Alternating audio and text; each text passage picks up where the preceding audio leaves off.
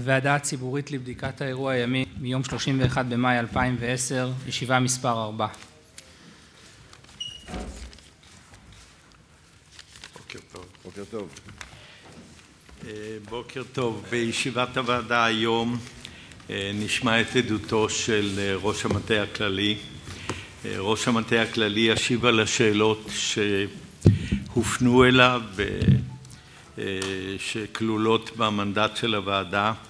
על מה שלא ניתן להשיב בפומבי ישיב הרמטכ"ל בדיון בדלתיים סגורות.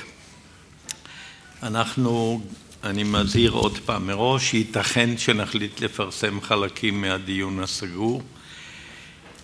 עדותו של הרמטכ"ל תתחיל עכשיו ותימשך לפי הדרוש עד שעות אחר הצהריים. במסגרת העדות נצא להפסקה.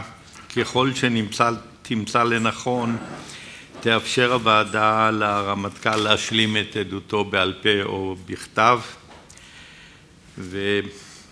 ובשלב זה הצלמים יוצאים.